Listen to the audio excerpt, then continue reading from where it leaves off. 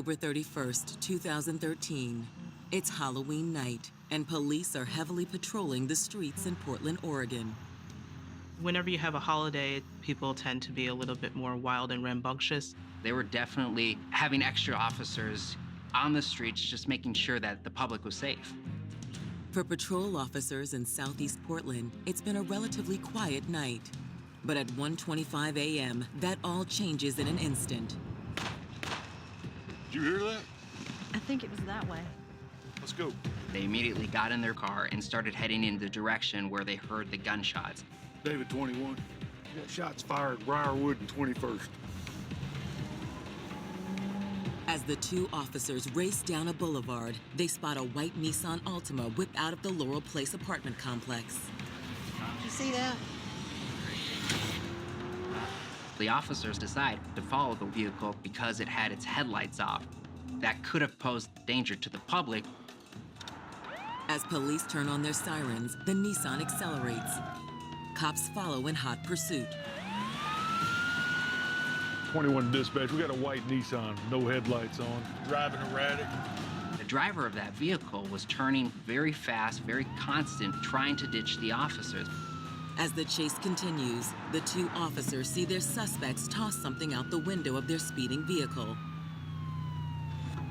The officers couldn't stop to collect that because they needed to continue chasing these suspects. But obviously, they know that that person wants that item to hopefully not be found by police.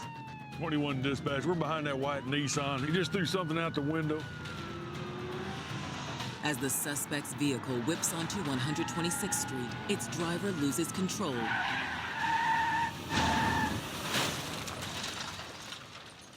The car actually got airborne. Ultimately, they went through that barrier in a park. Once that suspect vehicle crashed, the suspects fled. Please stop! The two officers race into the park on foot, but by then it's too late. Their suspects are gone. These suspects definitely had the advantage because it was dark out. They were already wearing dark clothing, and they were simply going to scatter. I lost him. But who were these men that disappeared into the darkness? And what horrors had they wrought on this ghoulish night? Soon, a sickening discovery is about to raise the stakes in this investigation, and its epicenter is a young Portland woman who had everything to live for. I've thought about this over and over again, and it's wrong, it's disgusting, and there's no making sense of it.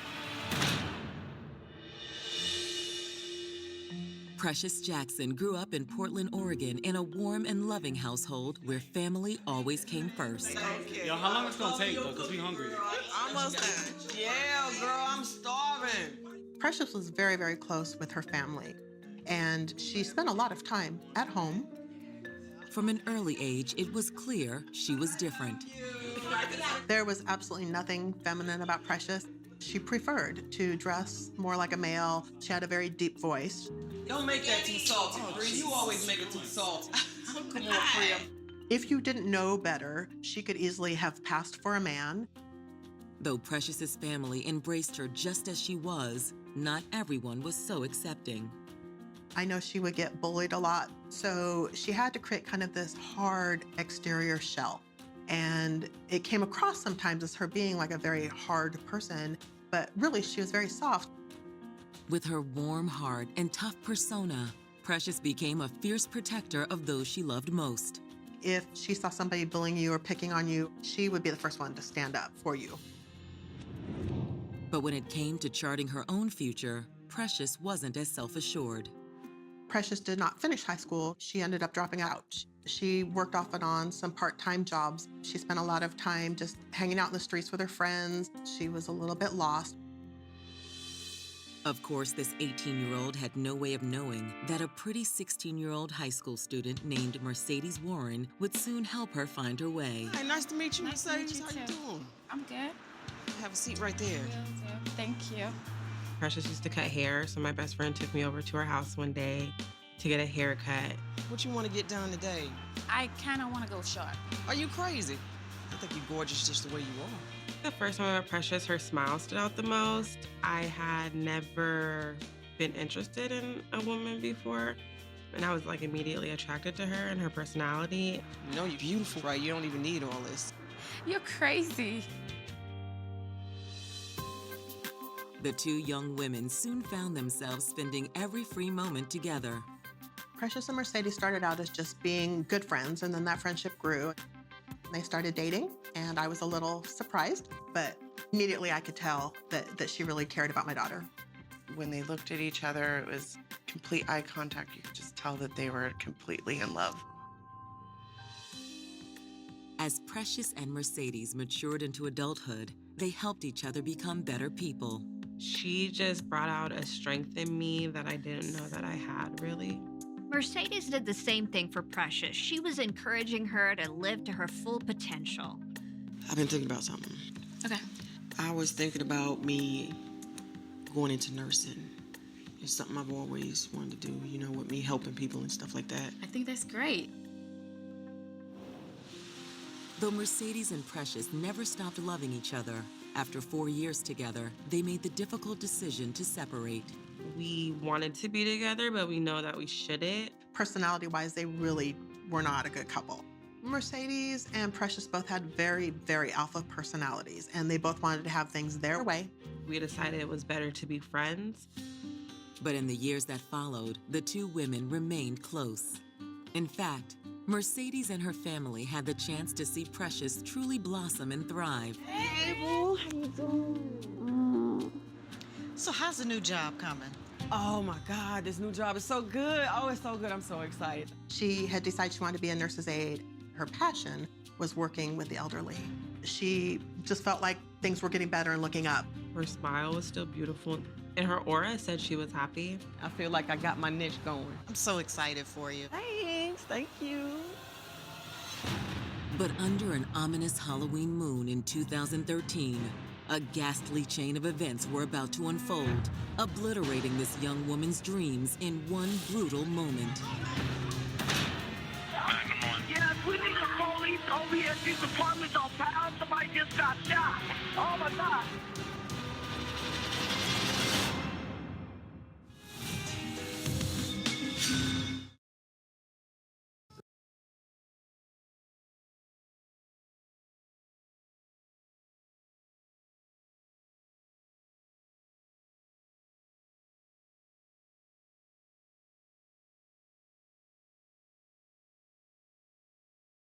These apartments on fire. Somebody just got shot. Oh my God.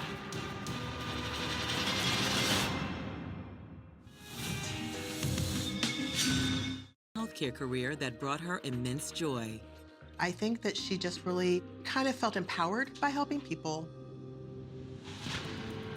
But in the early morning hours of November 1st, 2013, a series of unsettling events were underway that would soon cast a pall over Precious's happy life.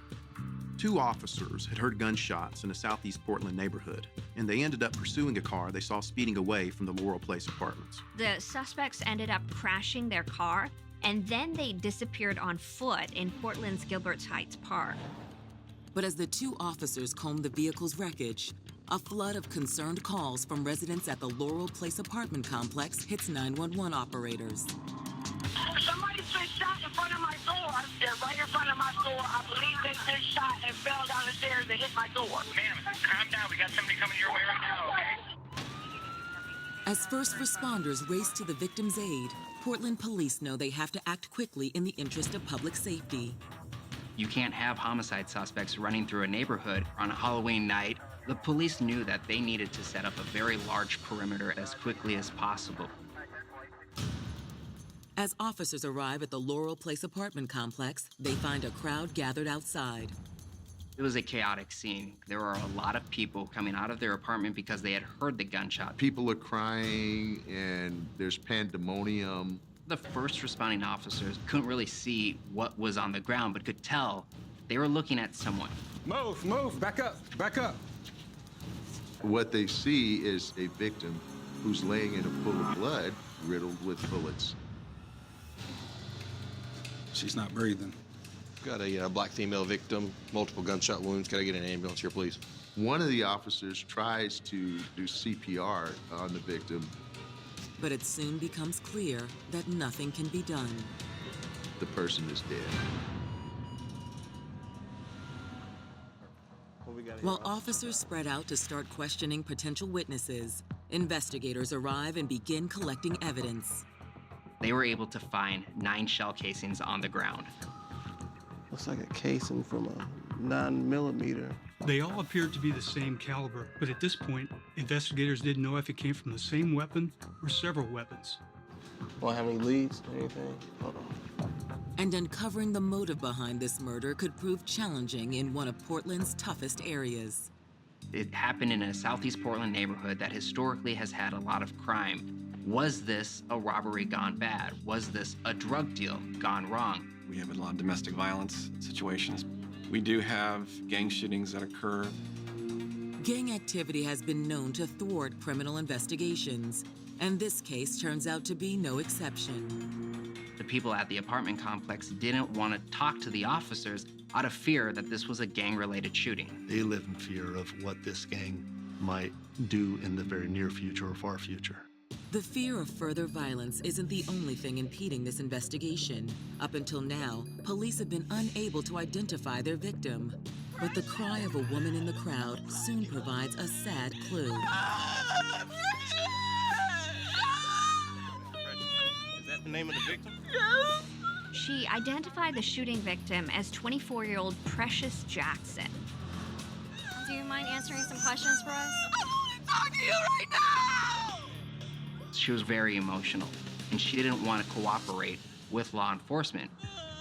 But after some coaxing, investigators are able to pull a partial story out of the hysterical woman who identifies herself as Tasha Williams. She admitted that she was a friend of Precious and that she saw her get shot.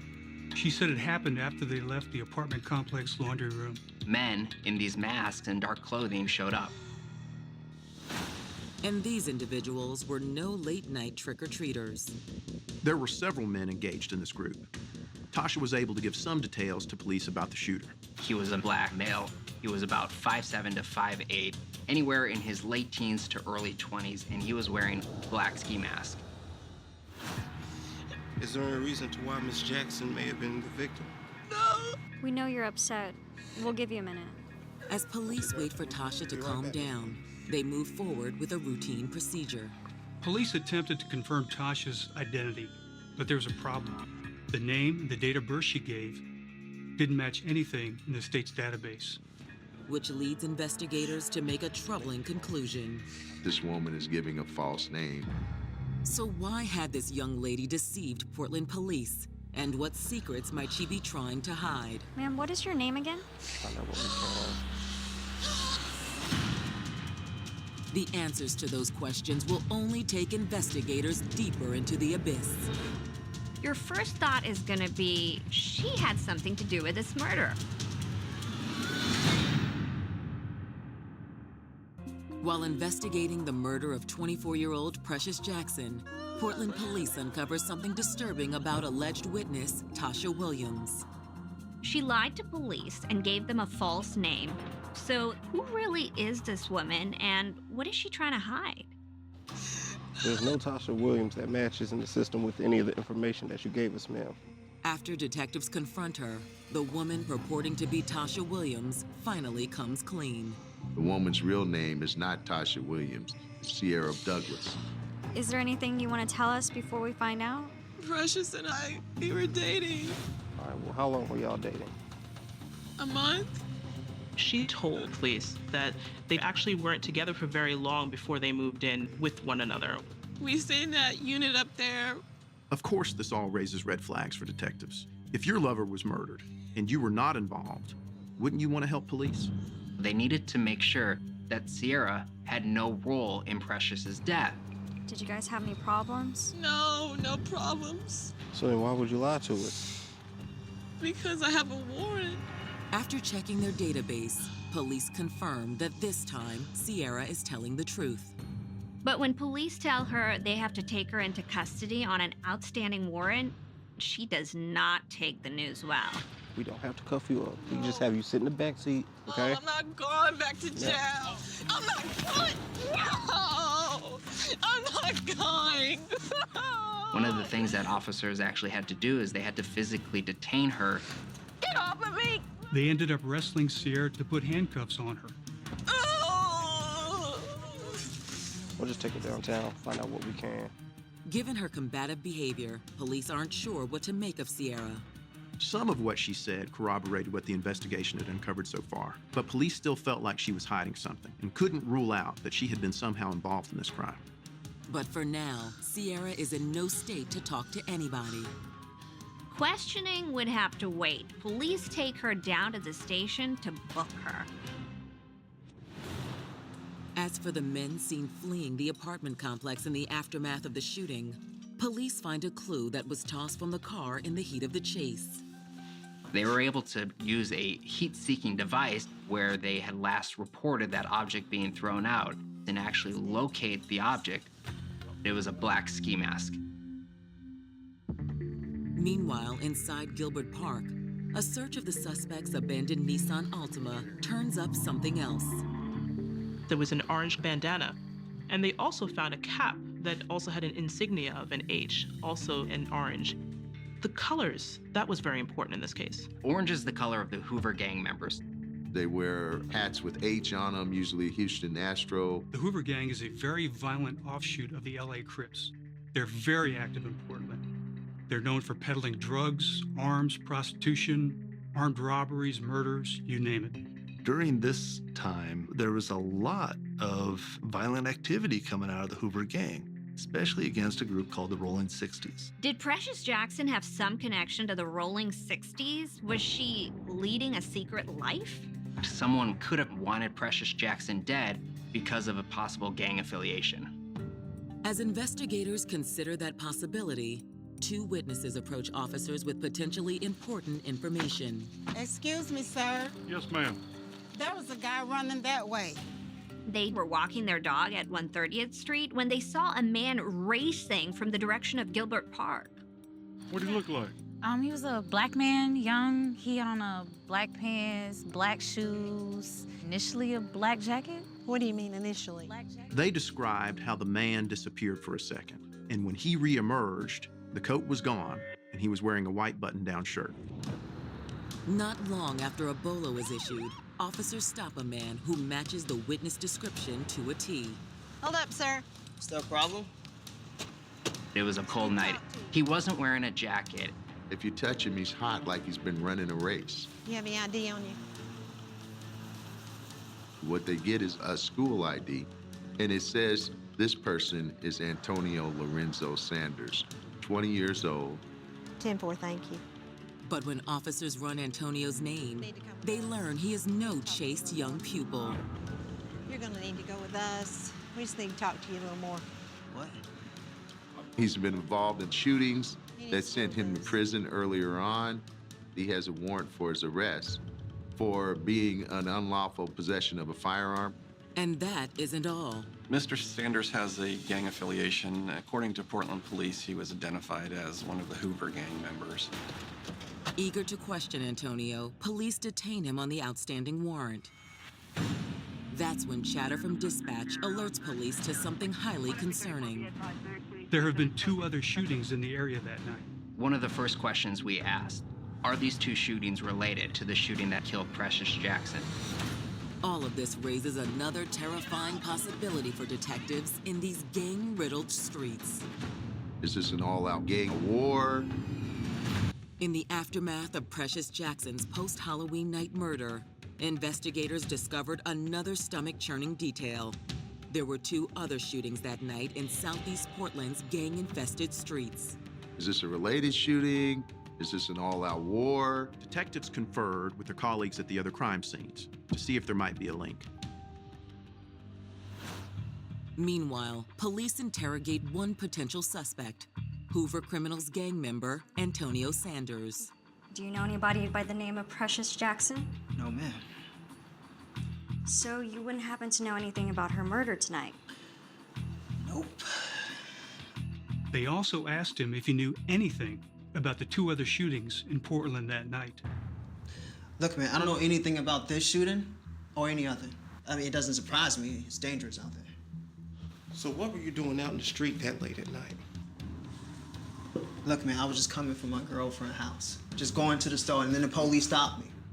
He relates that he took a municipal bus, the number 9, over about 9 p.m. at night. He says he's visiting someone in the area by the name of Antoinette.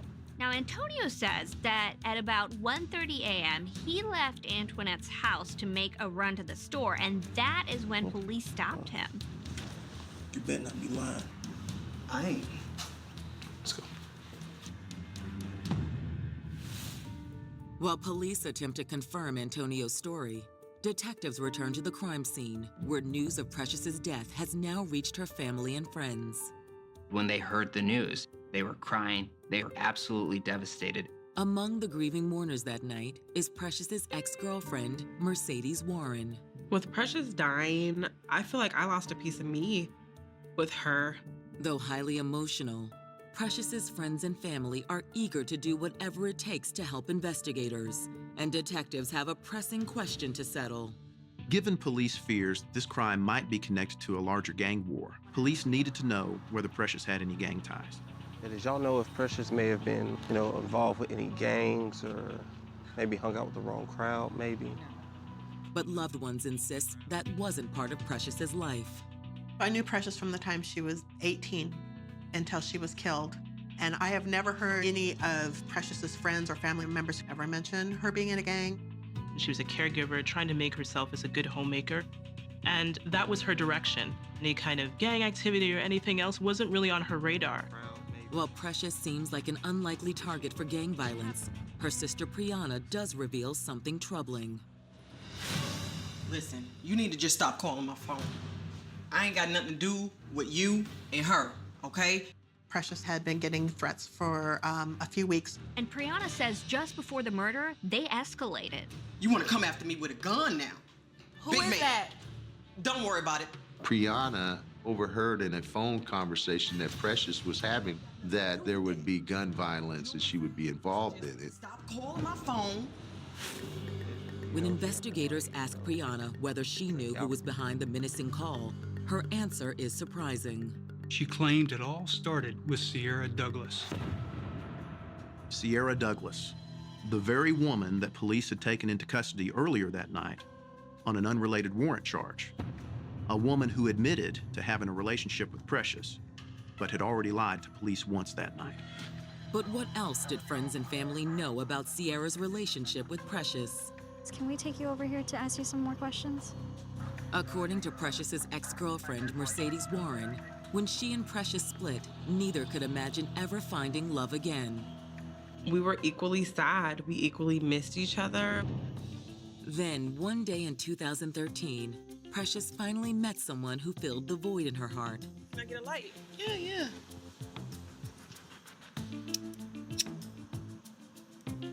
Appreciate that. Not a problem. I'm Precious, by the way. I'm Sierra.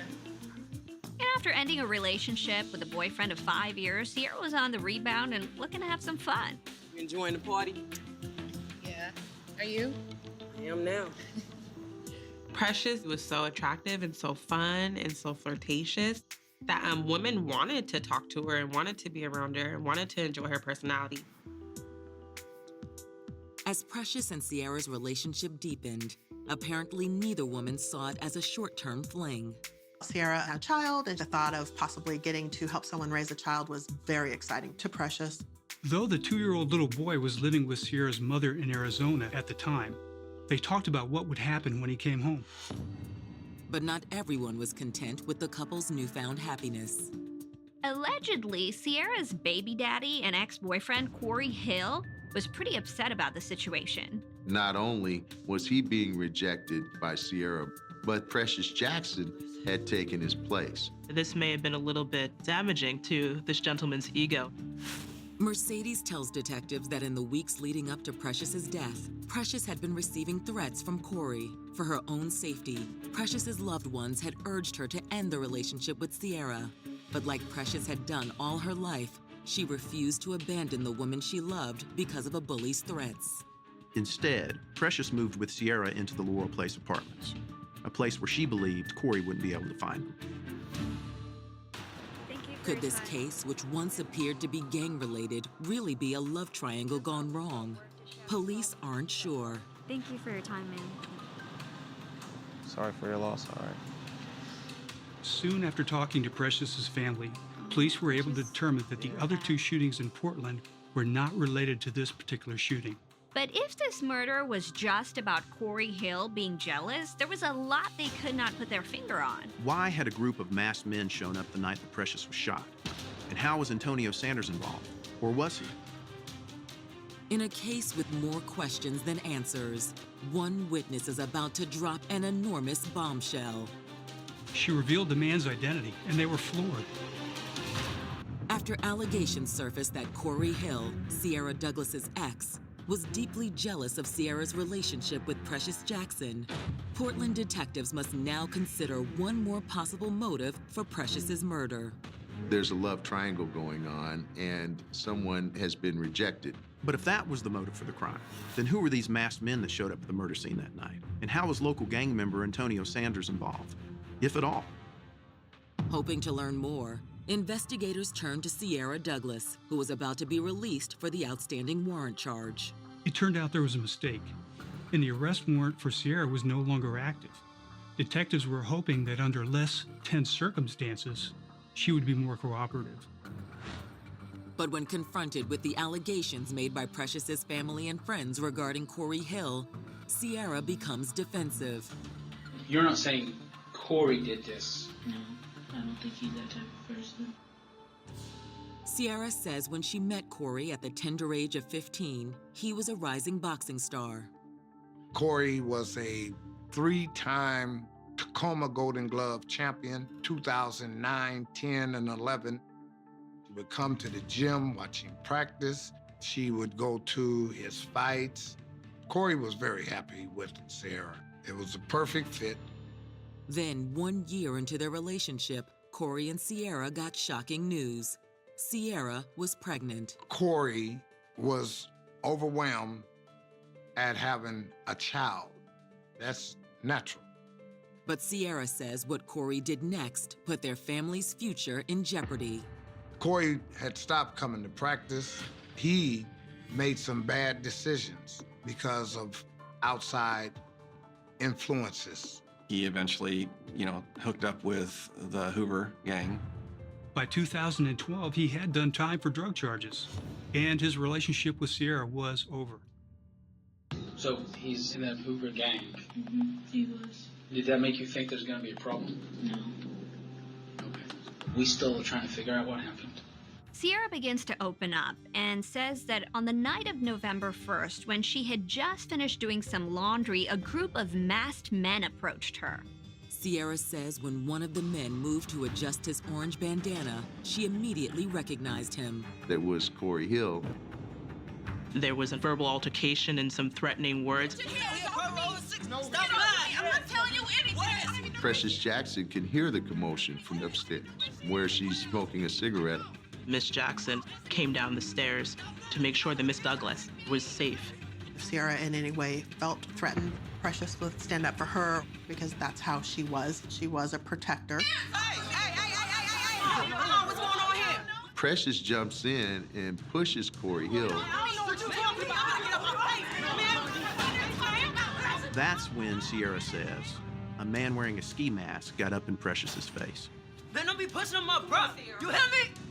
By now, Precious had had enough. She wanted nothing to do with this group, and she wanted to get away. She walked away and made her way upstairs. Sierra says before she could follow Precious's lead, all hell broke loose.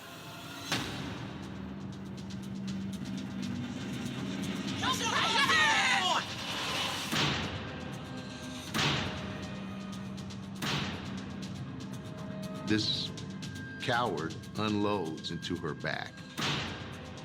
She falls dead right there. She didn't stand a chance. Corey Hill's violent past and his presence at the murder would seem to bolster the argument that Precious's death was a crime of revenge. But for investigators, there are a few facts that still don't fit. If this was Corey Hill's personal vendetta against Precious, then why had the man wearing the ski mask pulled the trigger and not him? As for the latter question, detectives believe one man already in custody may know the answer: Corey's fellow gang member, Antonio Sanders. Perhaps it was no mere coincidence that he was in that neighborhood that night. But Antonio had a very specific alibi. He said he was visiting a friend in the neighborhood and had gotten a ride there on the city's number 9 bus. However, that very specificity turns out to be Antonio's undoing. Our municipal bus system all has surveillance cameras. They check all the surveillance cameras, and guess what? No Antonio Sanders. Investigators know there's one person who can provide the answers they need: Corey Hill.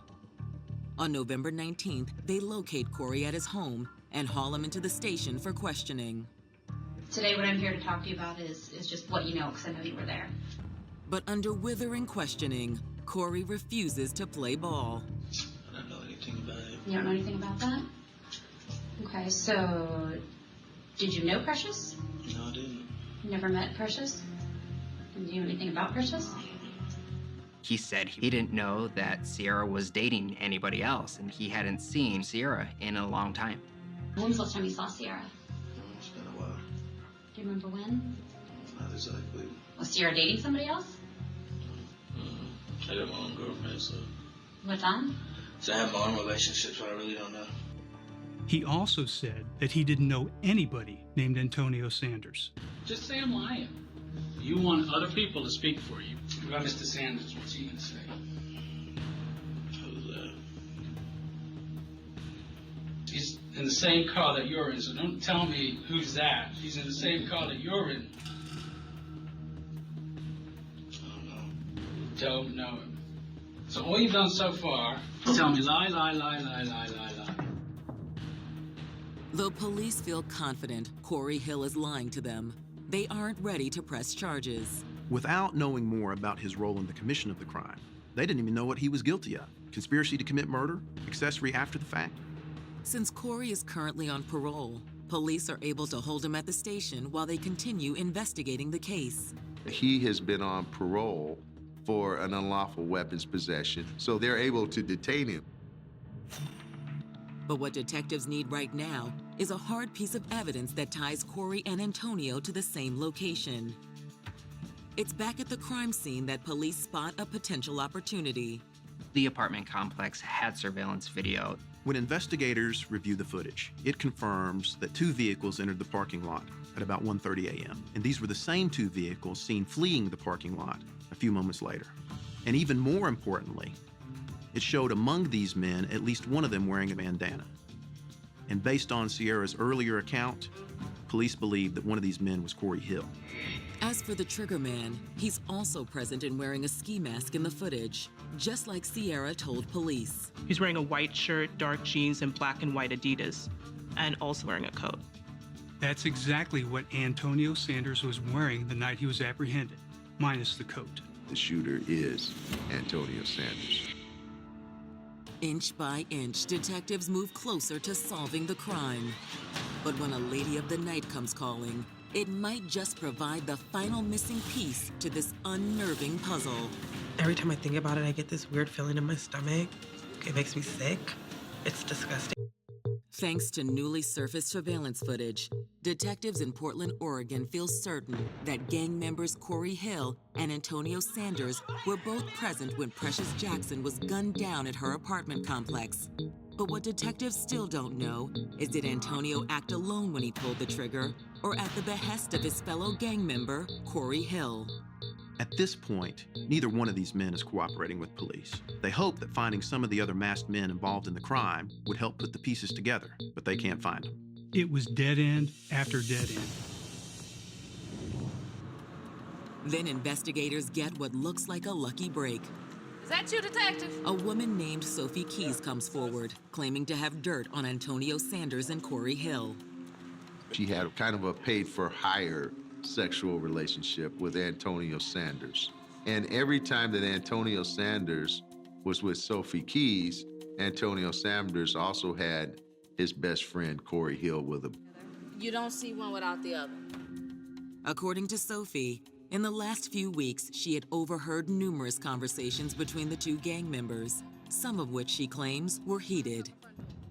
During those conversations, Hill was agitated, more than agitated, enraged oftentimes around the relationship that Ciara began to engage in with Precious. As a member of the Hoovers, he does not want to be looked upon as not a powerful person.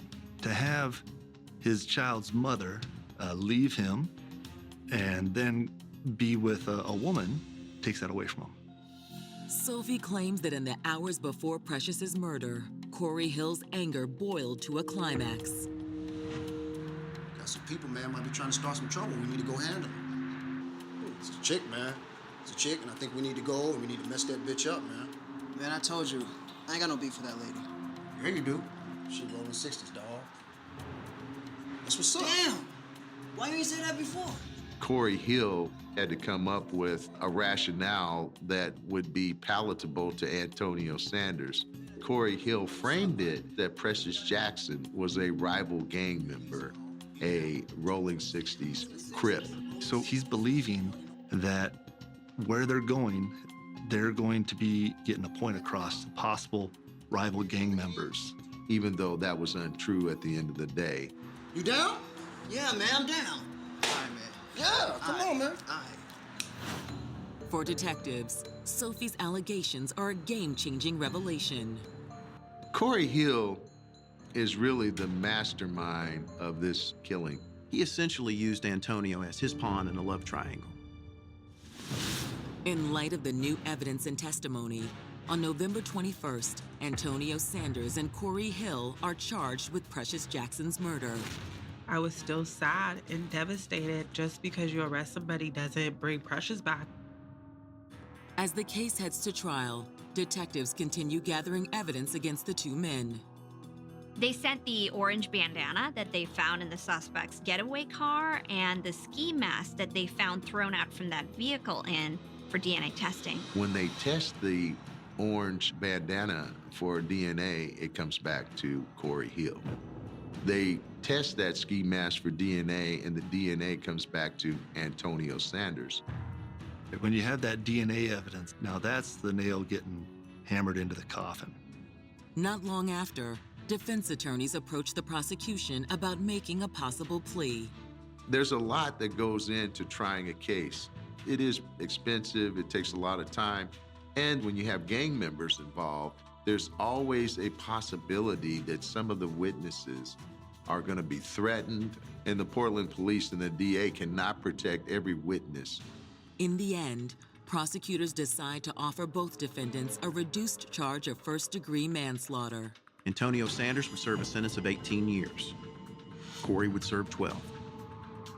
Corey's proposed sentence was much shorter because police could not prove that the murder was premeditated and because he did not pull the trigger.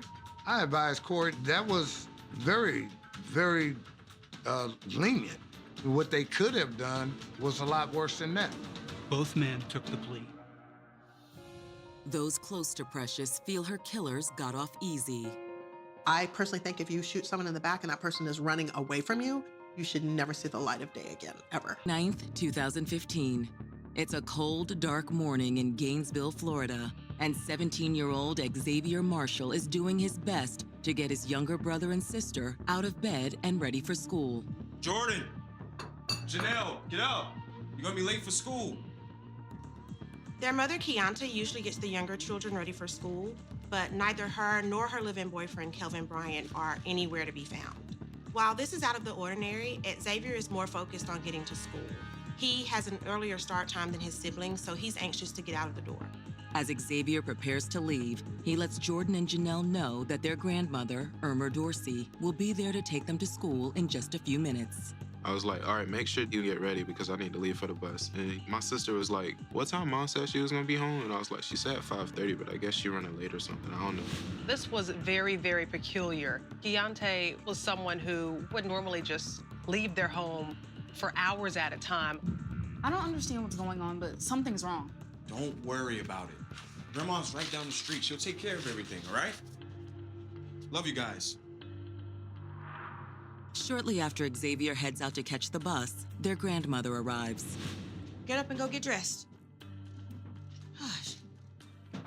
Come on back down when you're done, all righty? As the children get dressed, Irma tries to touch base with 𝐿𝐼𝐃.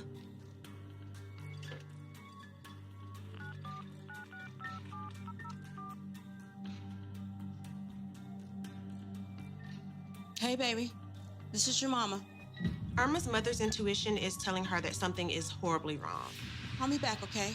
Call me back. I'm getting worried about you. Just call me back.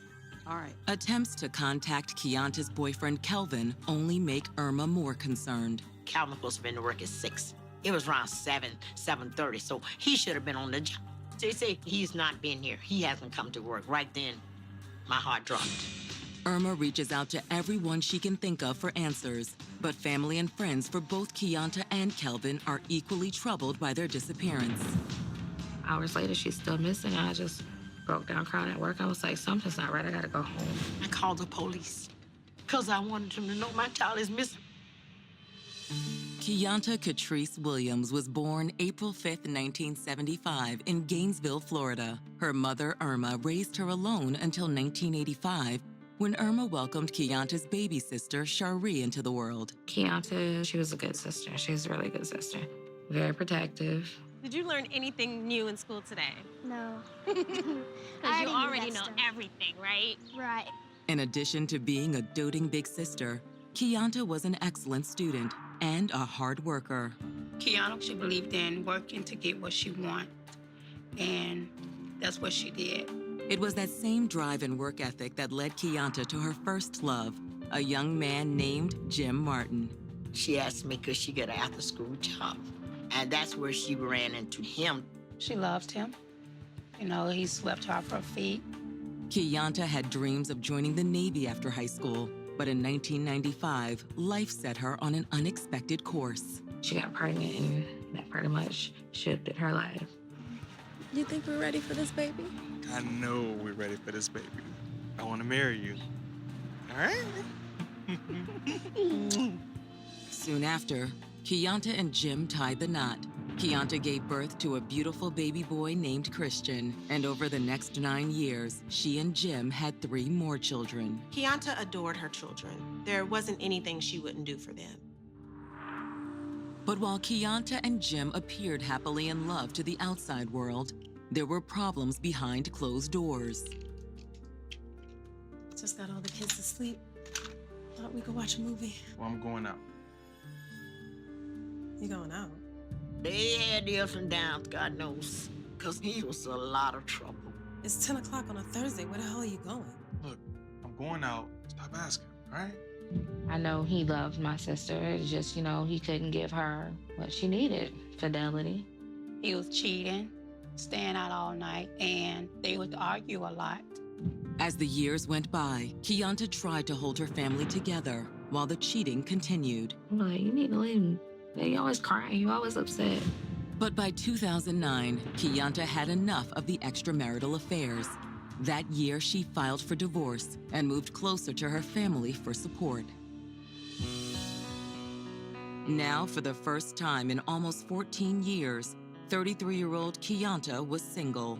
I believe her kids, her children gave her the motivation that she needed to keep moving. Determined to make a better life for herself and her children, 𝐿𝐼𝐃 re-enrolled in school and became a certified nursing assistant. She worked faithfully at her jobs, and she was good at it. People loved her. Between her work as a CNA and taking care of her own children, 𝐿𝐼𝐃 didn't have much time for romance, but she hoped one day she'd once again find true love. She didn't have the body of a woman who's had 4 kids. She was pretty, so she got attention. Attention like the kind 𝐿𝐼𝐃 received in 2011 during a routine trip to the grocery store. My. Who's this angel just walked into my store? Do angels wear scrubs too? I guess so. How you doing? My name is Kelvin. Kelvin Bryant. Hi, Kelvin. I'm 𝐿𝐼𝐃. Every time she would go to the store, she was like, oh my God, this guy, he just keeps talking to me. She was like, well, I finally gave him my number because he just wouldn't leave me alone. She told me he was nice, he was a gentleman. They started dating. But once they did, things between Qianta and Kelvin heated up quickly. No, I wasn't sure about you at first. I'm glad you were persistent. You my little princess. She just fell in love very easily. Kelvin clearly filled an emotional void in Qianta's life, and after a few months of dating, she asked him to move in with her and her children. My mom seemed happy when he moved in. He seemed like a cool person. The next few years seemed blissful. It appeared Qianta had finally found the happiness she had so desperately yearned for. I was like, wow, he seems to really love you. Be like, God, I wish I had someone who loved me that much. But as investigators arrive on the scene, the families of both Qianta and Kelvin struggled to understand why this loving couple had vanished so suddenly. What nobody knows is that there was an emotional storm brewing in Qianta and Kelvin's relationship, one that would lead to carnage and devastation of unthinkable magnitude. Once the police started digging deeper into the situation, they were shocked to find a trail of love and so many lies. Each one of them was no good for my daughter, and none of them were worth taking my daughter with. It's the afternoon of February 9th, 2015, and detectives in Gainesville are meeting with Irma Dorsey to discuss the disappearance of her daughter, Qianta Williams, and her boyfriend, Kelvin Bryant. While Irma is concerned about Kelvin, her real concern is Qianta. She was just emotionally all over the place, just doing whatever she could to find her daughter. We understand your concern, Miss Dorsey. You mind if we ask you some questions that might help us find your daughter? Whatever you need, whatever you need. At the top of the list of questions, police want to know more about the couple's personal life. They had been together for 4 years, and he had been living in the house with her and her kids. But like Qianta's relationship with her ex-husband, Jim Martin, the reality behind closed doors was much different than the life she presented to the outside world. Hey, babe, can you grab me a drink? Are you serious? You have 2 feet. Get it yourself. It looks like you had enough. Calm down, baby. We're on the same team here. Really, it was only the one issue in their relationship, and it was the same issue that Qianta had suffered through in her marriage. Kelvin had a hard time being faithful. Apparently, while Qianta was at work, Kelvin had been spending a lot of time on the computer. She would say, I went on the computer and he has his profile. He had all these like dating accounts. Oh, I'm a single man looking for this, looking for that. And it's like, dude, you're not single. Are you serious? Kelvin, what is this?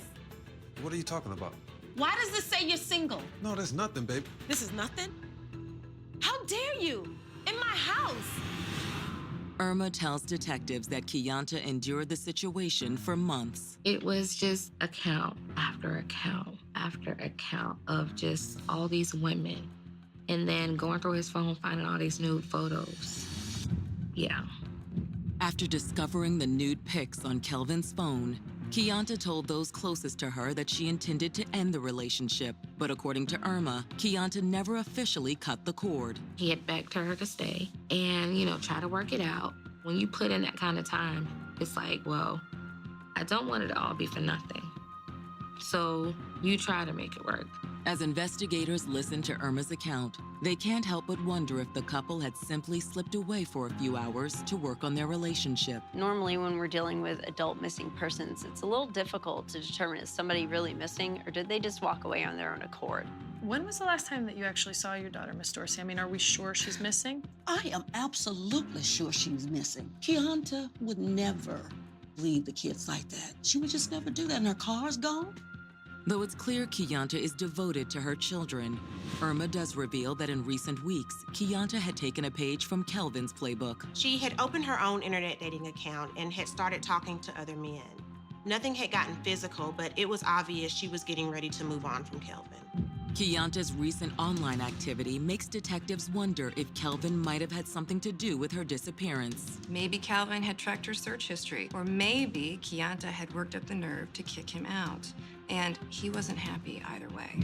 I would have expected there would have been history, there would have been signs. We would have had domestic disturbance reports at least, if not domestic battery charges, but none of that presented in the history with our agency. Like Qianta, Kelvin is also MIA. And until they can speak to him, authorities are no closer to understanding where Qianta is, or if she's even in trouble at all. But as they are wrapping up their interview with Irma Dorsey, she mentions something that raises an entirely different possibility. Is there anything else that you think we need to be aware of? Well, I do want to tell you this. It turns out that Keonta had had a run-in with a man from her past just weeks prior. It was her ex-husband, Jim Martin. Calvin wanted to go to a family reunion for his family. And when they all got out there, Keonta come to find out, Kelvin Bryant and him, the cousins. Keonta? What you doing here? I'm here with my boyfriend, Kelvin. Are you guys related? It's my cousin. Keonta really limited her contact with Jim over the years following their divorce. And so this was a big surprise to everyone, and it was not a welcomed one. She was floored again. Bam! Come to find out, they couldn't stand each other. This your new man? This is the guy you're bringing around my kids? Are you serious? Irma explains that there was no love lost between Jim and Kelvin. For detectives, this information begs a new question. Was Jim so upset about Keonta and Kelvin's budding romance that it drove him to commit murder? The timing of this seemed like it was more than just a coincidence. February 10th, 2015. Keonta Williams and Kelvin Bryant have been missing from their Gainesville, Florida home for more than 24 hours, and the search for them is intensifying. While it's true the couple had drifted apart in recent months, investigators are now focused on the revelation that just prior to the disappearance, Keonta's ex-husband Jim Martin had discovered that his cousin Kelvin was dating his ex-wife. Obviously, police are going to want to talk to him as soon as possible, and this was a hope that proved remarkably easy to fulfill. As it turns out, Keonta's ex-husband Jim had been staying with the children at Keonta's house ever since she disappeared. He stayed with us. Then my grandma didn't like where it was going, so she kicked him out. And I was like, that's not really your place to kick him out, because we're still at my mom's place. Come on now. She's like, your mom wouldn't want him in here. That afternoon, investigators questioned Jim Martin about his ex-wife's disappearance. Where were you at yesterday? I was at work yesterday. Look, you can ask my boss. He provided a reasonable alibi that was pretty easy to confirm. He was at work during the time that Keonta went missing. With that, Jim Martin is removed from the list of suspects. So the question still rambles through everybody's mind. Where are they? Where's Kelvin? Where's Keonta? To the family and investigators alike, this is pretty distressing. With each hour that passes, it's more likely that something devastating has happened. In hopes of locating either Keonta or Kelvin, investigators file a motion to subpoena the couple's cell phone records. While awaiting the judge's approval, they issue a BOLO, or be on the lookout, for both Keonta and Kelvin. Unfortunately, the BOLO yields 0 viable leads. Fearful that the investigation is stalling out, detectives call in Keonta's sister, 𝐅𝐔𝐋𝐿, and her close friend, Shirley Collins, in hopes of learning more about Keonta's recent foray into online dating. Thank you for coming in, ladies. I really just wanted you to come in so that hopefully we can get some more information about Keonta's online dating. So what can you tell me? According to 𝐅𝐔 and Shirley, Keonta had originally gone online in frustration over Kelvin's infidelity, but it quickly evolved into something more.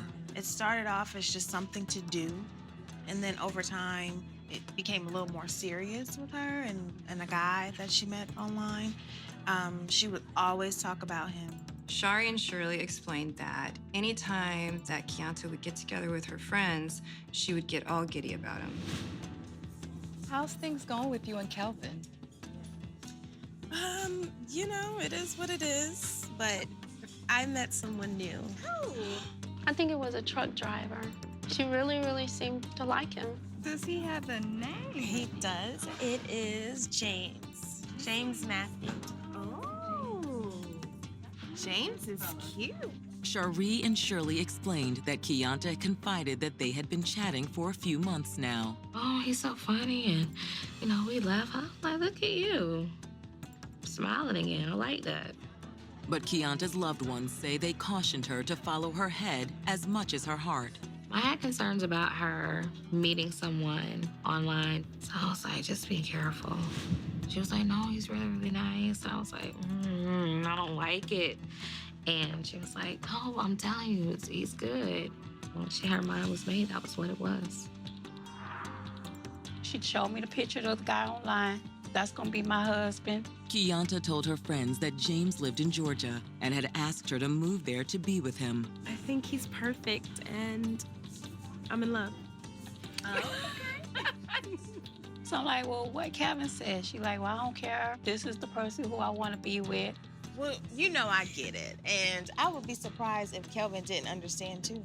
And so I'm like, why would he get mad if he's been cheating on you throughout your whole relationship, and then you tell him you don't want to be with him? But she didn't have no worries. So with her having no worries, I didn't have any worries. But what if Kelvin hadn't been quite so understanding? Or what if Kianta had found herself in the clutches of an online predator? What investigators soon learn about the hours leading up to Kianta and Kelvin's disappearance will only heighten this mystery. My first thought was, this guy online. So, oh my God.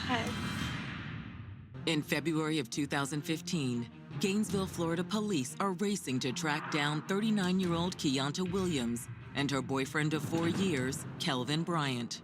Detectives had learned that there were problems in this relationship and that Kelvin and Kianta both had other people on the side. So this situation only heightened the mystery of whether or not Kelvin and Kianta's disappearance was intentional or not. Hoping to learn more details about the hours leading up to Kelvin and Kianta's disappearances, investigators begin interviewing Kianta's children. Of particular interest is whether or not any of them knew anything about their mother's new love interest, a trucker from Georgia Kianta met online who goes by the name James Matthews. Is there any chance that your mother was involved with any other men besides Kelvin? Yeah, she was on a couple of dating sites maybe, and she was talking to this guy. Her daughter was able to tell me that she knew her mother had met a man online and had told her the night before that she was going out to the next city south of us to meet with that person. Despite chatting for months, the two of them had not had many opportunities to see each other. So she was very excited about seeing him that night. I think he was a truck driver. Truck driver? Okay. And they were planning on meeting? Yes, I think Ocala on Sunday night. Did either of you see her before she left on Sunday? Yeah, she said she was going to meet with a friend. She was like, I should be back by like 5:30. And I was like, but it's 11. She was like, in the morning. To some, this might seem like a weird time for a first date, but both of these people worked odd schedules, so they were meeting at an all-night diner at a truck stop just to talk for a few hours and get to know each other better.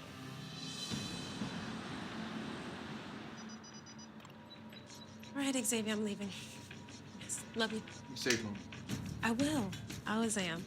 Make sure you wake up Jordan in the morning so I can take him to school when I get back. All right. Xavier tells detectives he did exactly as his mother asked, but the only adult he saw between then and the morning was his mother's boyfriend, Kelvin. I woke up around 4:50, went to the bathroom. It was like 5 o'clock, like on a dot. And Calvin walked out the room. He had his jacket on and everything, like he was gonna go to work.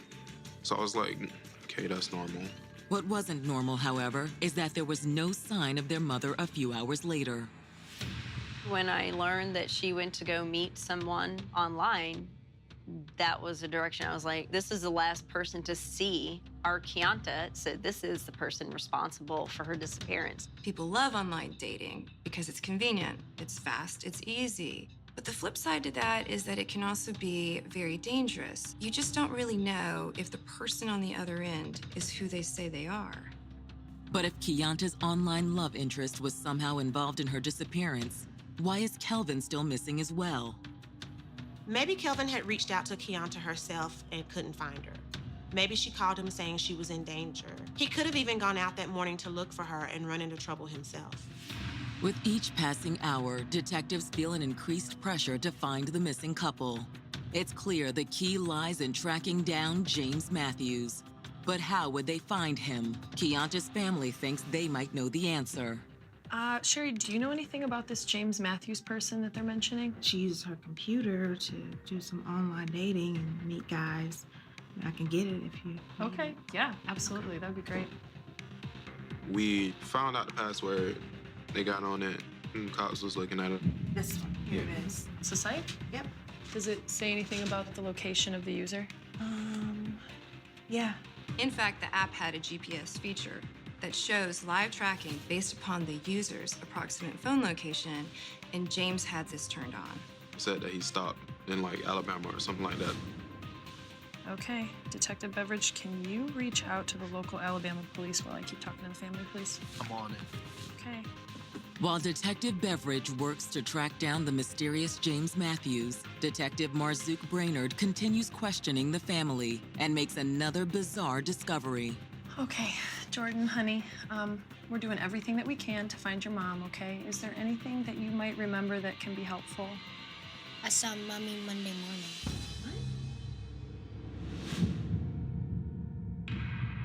This was a completely shocking revelation.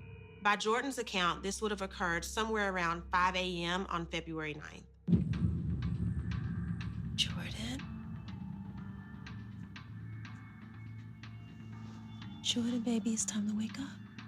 She told him to get ready for school, take a bath, and she was going to get gas and come back and take them to school.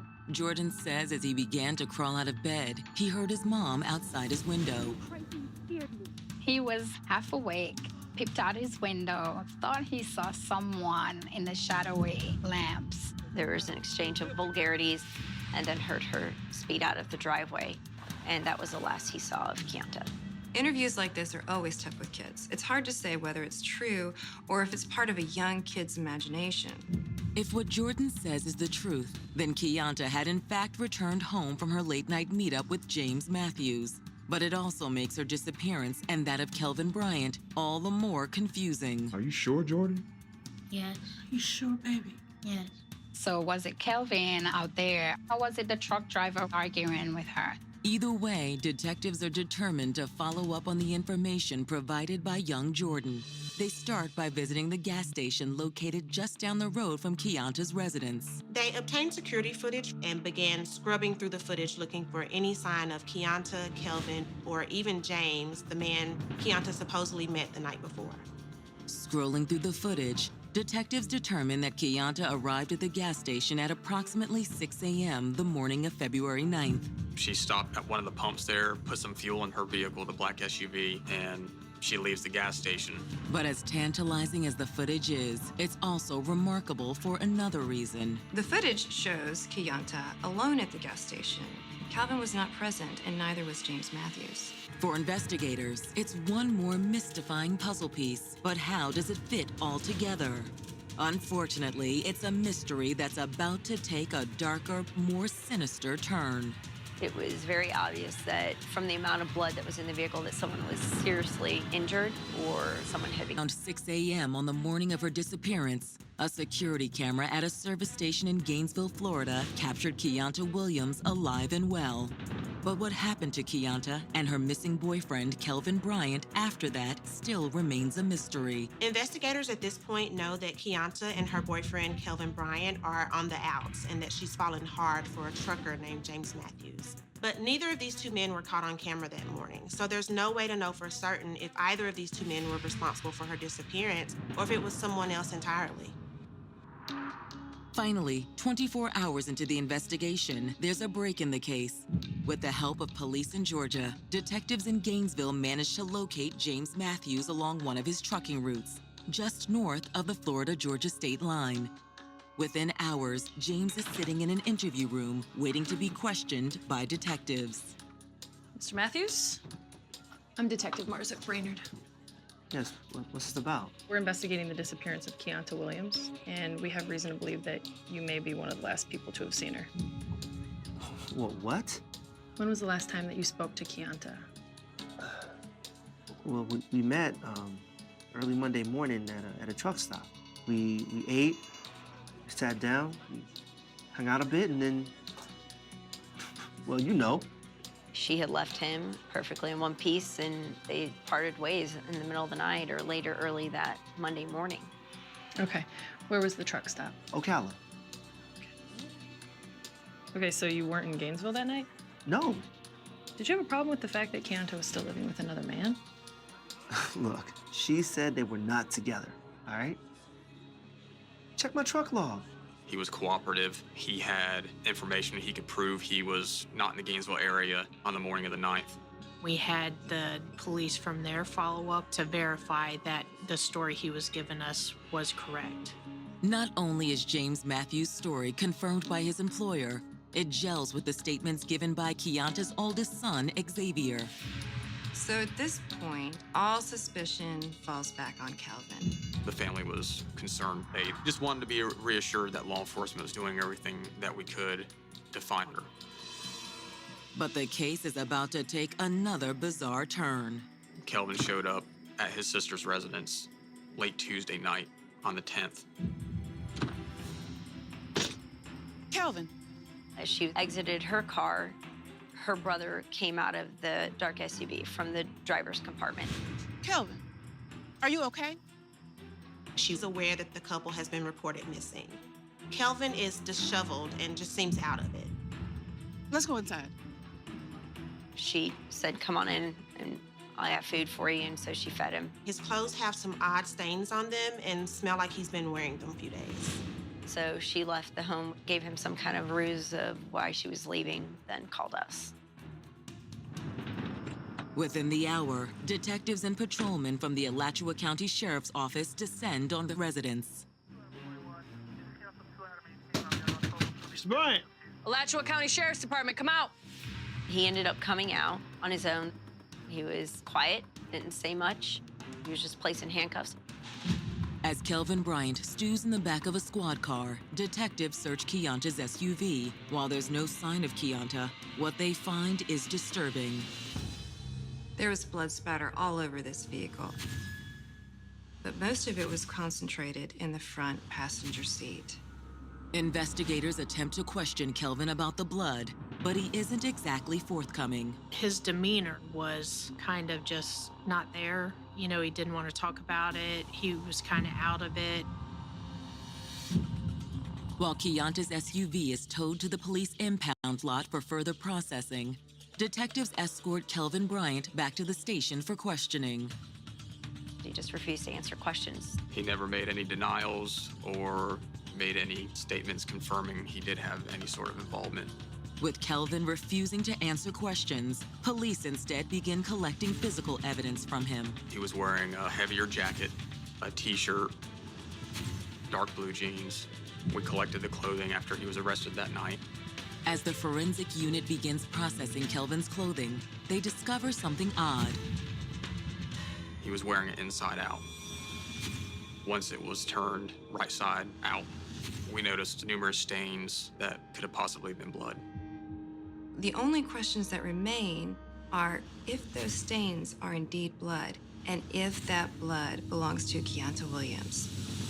Though the evidence doesn't give investigators everything they need to charge Kelvin with murder, they do have enough evidence to book him on the charge of grand theft auto. Until DNA tests came back matching the blood on Calvin's clothes and the blood in Keonta's vehicle to Keonta's DNA, there's no proof of a violent crime. Still, police don't want to take a chance letting a potentially dangerous man out on the street. I was very, very upset. It took me completely by surprise. Now that Kelvin Bryant is safely behind bars, investigators' #1 priority is locating Keonta. I had concerns that he had seriously injured her and dumped her somewhere. But without Keonta's cell phone records, pinpointing her whereabouts will be difficult. Thankfully, the following morning, a judge signs off on the subpoena granting investigators access to Kelvin and Keonta's cell phones and the GPS data that was tracking the two devices. We received information from one of the search warrants we did that the morning of the 9th, those phones traveled from Alachua County all the way to Volusia County. With a renewed sense of urgency, authorities order an extensive search of the terrain. It was crucial to hit the ground running with searching. So they searched by air, they searched on land to find this woman. But as the days and then weeks roll by, it's clear finding Keonta will be no easy task. It was kind of like finding a needle in a haystack. 60 days after Keonta disappeared, there's still no sign of her. Kelvin Bryant is still refusing to talk, and the case is nowhere closer to being resolved. For Keonta's family and friends, the pain is almost too much to bear. This purgatory that the family was in was devastating, and none were more affected than her children. Our youngest, he was her baby. He just sobbed and sobbed and sobbed. And he was like, I want my mama. And I said, well, let's, pray. But would the family's prayers be answered? As those closest to the case are about to find out, it's indeed always darkest before dawn. To get my child, that I needed. I was not gonna ever be closed if I didn't find it. My goodness. April 9th, 2015. 8 weeks after Keonta Williams' disappearance, authorities in Alachua County, Florida believe she has in fact been murdered and that they have the man responsible in custody, her live-in boyfriend, 41-year-old Kelvin Bryant. During this time, DNA tests for the blood found on Kelvin's clothes and in Keonta's vehicle came back. They did positively ID the blood as belonging to Keonta Williams. Kelvin is already being held on the charge of grand theft auto, but without Keonta's body, the grand jury has been slow to issue a murder indictment against him. Everyone had been searching for Keonta for more than a month, to no avail. Finally, the grand jury agrees there is sufficient evidence to charge Kelvin with Keonta's murder. With the indictment for first-degree murder, Kelvin Bryant was facing a mandatory life sentence. But for Keonta's mother, Irma Dorsey, a conviction isn't enough. Finding her daughter's remains is what matters most. It was coming up to Keonta's birthday, and I was in overdrive. And I told him, it ain't about you, it's about me. And I want my child. Irma wanted her daughter home and to pay proper respects and proper burial, and that the kids could also have that closure as well. The family of Keonta asked us to try and resolve the case by having Kelvin Bryant tell us where Keonta was in exchange for a large term of years in prison. And that's what we did. The agreement was Mr. Bryant would show law enforcement where Miss Williams' body was located and an admission of guilt. Kelvin ultimately decided to take the deal, and on April 9, 2015, he led a convoy of police and prosecutors outside Gainesville. It's kind of out in the middle of nowhere, and he said between this area and this area is where she'll be. We got out and started what we call a grid search. He said her body's going to be in this narrow stretch of road somewhere in this ditch line. And we located her body. My goodness. She's there, Kelvin. It's clear. I mean, she's pretty intact, it looks like. You did the right thing. There was some injuries on her, consistent with being stabbed with a knife-type object. Kelvin, should they be looking for the weapon out there? Yeah. Can you tell me how close, Kelvin? 8 to 10 feet. On the other side of the fence. And it's a kitchen knife, like a steak knife? Yeah. Operating off of this description, investigators soon recover the murder weapon, a 6-inch steak knife. When Keonta's loved ones learn of the development, they're devastated, but also relieved. 61 days. No one knows the pain. I would have traded places in a heartbeat. I pray she didn't suffer. I just wanted to know what happened. With the recovery of Keonta's body, it seems the only mystery remaining is how this brutal crime unfolded. It's Kelvin Bryant who fills in the missing details.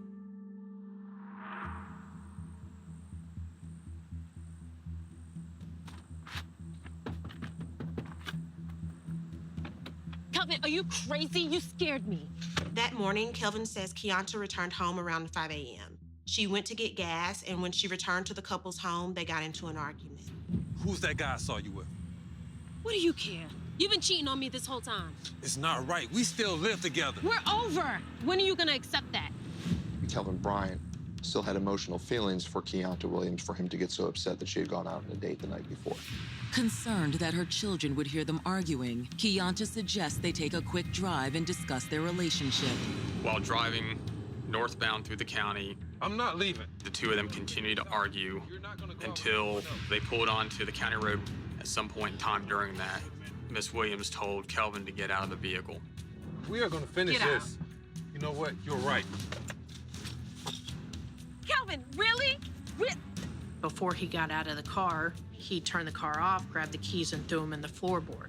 Kelvin, are you serious? That was so childish. What's wrong with you? I don't have time to be out here arguing with you. I gotta get back to the kids. Obviously, now she's that much madder. They're arguing on the passenger side of the car, which is facing towards the ditch area. This is your fault. My fault? My fault? All right. As soon as I get my keys, I'm gonna call the cops, and then we'll see. He said at this point, he just lost it. Kelvin grabs a kitchen knife that 𝐄𝐏𝐻𝐒 kept beneath the passenger seat for security.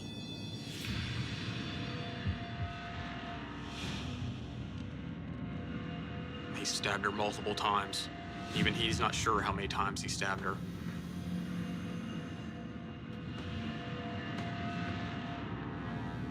He said at some point he passed out. When he came to, he realized, crap, what have I done? After discarding her body there at the roadside, he got back in the vehicle and fled the area. She was left there in the ditch line. He was angry with her. He snapped. With a crime of passion, we can't measure someone's love based on, how could you kill this person? People do a lot of things when they're in emotional pain. I think he did love her, but I think he realized he was also losing her, losing the relationship. She was just trying to move on. It triggered an insane jealousy in Kelvin that turned deadly. Though detectives still believe the crime may have been premeditated, their hands are tied by the terms of Kelvin's plea deal. Kelvin Bryant entered a plea to second-degree murder. It wasn't until we had this agreement that he was willing to come out and show us where Kiana Williams' body was. On April 21st, 2015, Kelvin Bryant is sentenced to 35 years in prison without the possibility of parole. While Kianta's loved ones are relieved justice has been served, they wish there was more they could have done to prevent this tragedy from ever happening. I wish that she would have done something, as in change the locks, as in move. Anything to stay away from him. July 2nd, 2007. It's a steamy summer evening in Orlando, Florida, when Joan Lacey stops by the chiropractic clinic she owns with her husband, Eric. My aunt usually would go to the clinic around that time. That was her usual thing. Daniel? Gigi? Joan's niece, Griselda, is supposed to be working that day, but she's nowhere to be found. As Joan proceeds to the reception area, she encounters a shocking scene. Daniel? Daniel! Oh my God! When she got to the reception area is when she observed the victim slumped over the computer with blood around him. The man lying motionless in a pool of blood is 20-year-old Daniel Rivera, the clinic's massage therapist. Terrified, Joan calls out for her niece. She found Daniel. She was worried about Griselda. Griselda's car's still there. Joan races outside, fumbling for her cell phone. Eric, you need to get it.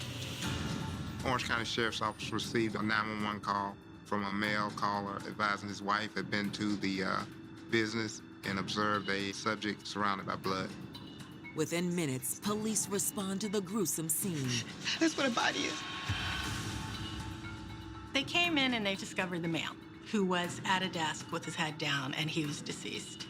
The victim was shot point blank in the back of the head as he was sitting there playing a game of solitaire. A frantic Joan Lacey desperately informs police that her niece, Griselda Gigi Casa-Major, was supposed to be at the office that day. But where is she? We're trying to reach Gigi and she's not answering. Please help me. For law enforcement and loved ones alike, it's an answer that's still yet unknown. And when investigators bite into that mystery, they'll find a rotten core of terror and threats, blood and broken promises. When it started getting ugly, it was a surprise. It was like Dr. Jekyll and Mr. Hyde. For Griselda Casa-Major, life began in 1980 in the Republic of Haiti. Griselda was the daughter of Haitian-born parents. She was the second of 3 children. Her parents taught them kind-heartedness, grace, charm. She's an amazing person. She had a smile that lit up a room. But for Griselda, life was far from easy in those early years. When she was about 9 years old, her father was killed in a home invasion. Growing up in a place like that, where she used to live, I don't think she will want to stay there. I think that when the opportunity presented to Griselda to come to the U.S., she jumped on it. About 21, she decided she wanted to just come into the States, and that's when she moved. Fortunately for Griselda, she had her aunt and uncle, Joan and Eric Lacey, ready with open arms, not only to welcome her to the vibrant city of Orlando, Florida, but to provide her a job that would soon become her passion. Our aunt and uncle owned a chiropractic clinic. She was the receptionist there. If you need anything, just let us know, sweetie, okay? Thank you. Griselda had great dreams, maybe own her own clinics eventually. And as she came into her own as a single woman in her early 20s, Griselda was equally captivating outside of work. Every man who saw Griselda was in love with her in a second. Griselda, she's beautiful. Griselda will make the impression. She will turn the heads. Every man will try to talk to her or try to take her out on a date. But Griselda wasn't the type to play the field. Griselda always wanted to have a family. I know she have dated a few guys, and maybe in a quest to find love and to have that one guy that she knows that was the right person. In August of 2006, Griselda met a young man who she thought might fit the bill. 27-year-old supermarket clerk, Drenell Joseph. Drenell and Griselda met at a club. Do we know each other? I don't think so, but it feels like we should. When I saw him, I said, yes, you guys gonna be together. Because the way he dressed, Griselda loved to see men. Smell good, wear expensive clothes. When Griselda first met Drenell, she fell for him right then and there. Drenell was that guy that she's been looking for. From that night on, Griselda and Drenell were inseparable. That was the first guy that I actually seen Griselda have such a huge interest in. And they had a long-distance relationship. He lived in South Florida. Whenever he had a free weekend, he would travel up or she would go down south. By early 2007, the young lovers took their whirlwind romance to a monumental next level. Drenell moved in with Griselda around end of February, early March. He lives in Homestead. He comes down for a weekend and he just decided one day he was gonna move to Orlando. Griselda was very much in love, very happy. But for Griselda's friends and family, the biggest surprise was yet to come.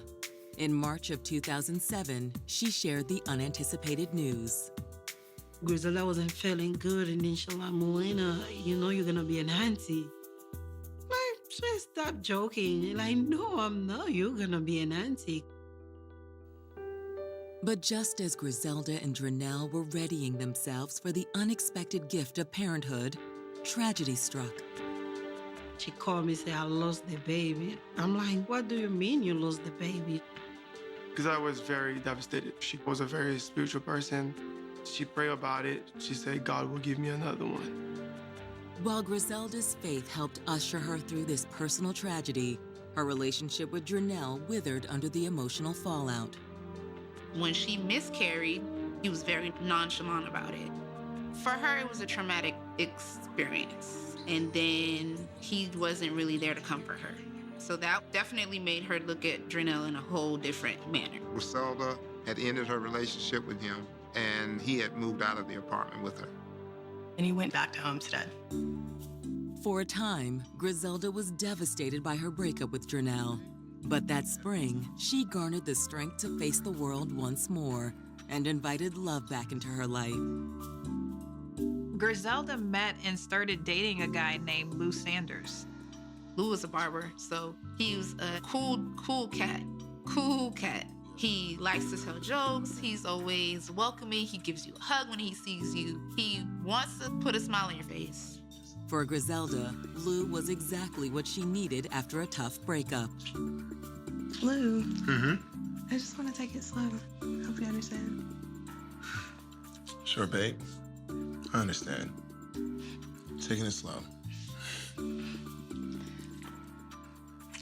Griselda told me that she was dating Lou and the relationship was going well. But would this blossoming love reach its full potential? Or would fate play another cruel hand instead? The killer went in with a plan to execute. It's a true cold-hearted execution.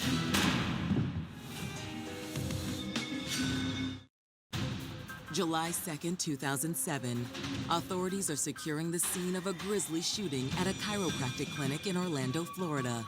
Massage therapist Daniel Rivera is found dead at his desk, and 27-year-old Griselda Casamajor remains missing. Joan Lacey was telling police that her niece was missing. She wasn't answering her phone. It wasn't until police swept her building that they knew what happened. No, Sergeant. She was up underneath the reception desk. She was shot in the top of the head. Go ahead and start us an ambulance. We've still got one alive. They end up finding her, and she's gasping for breath. She's still breathing. So at that point, an ambulance is called. It's okay. Help's on the way. Griselda Casamajor was rushed from the scene to the hospital where she was treated and she expired. For the families of both victims, the news is heartbreaking. My sister tells me that Griselda had been killed. And that's about like 8 o'clock. And my world came crashing down. I didn't want to believe it, really. I didn't want to believe it. It came shocking to me when I heard the news. It was just kind of like a big blur at the time. And didn't really hit me until I had to call my mom. The minute she picked up, I said, Danny died. Danny's been shot and he's dead. I just couldn't believe it. Back at the crime scene, investigators are meticulously scouring the clinic for clues to the killer's identity and motive. What we got here, officer? Hey, detectives. When we got here, we found one body over here. He's already deceased. And as we started looking around, we found another female over here. She was still alive. She's already been transported to the hospital. But it seems whoever killed Daniel and Griselda left few clues behind. There's no fingerprints. There's no DNA to get from anywhere. The only blood that's on the scene is the blood of the two victims. The male, he was observed sitting at a desk within the reception area. And on the screen of the computer was a solitaire game. The killer walked in the front door, immediately walked into the office, coming up behind Daniel, and shot Daniel in the top of the head and killed him. Daniel never saw it coming. Detectives surmise the gunshot alerted Griselda to what happened, and she tried to get away. He then turns to Casamajor, the female victim in the office. She obviously had a little time to react, attempted to conceal herself under the desk, and he shot her there. As for a motive, authorities know it's much too early to rule out anything. We have two different people there, with two walks of life. Who was the intended target? Were both the target, or was it just one? Were one of these victims just in the wrong place at the wrong time? Now, the aunt is the one that discovered the body, and she is waiting out in the back parking lot. Thank you, officer.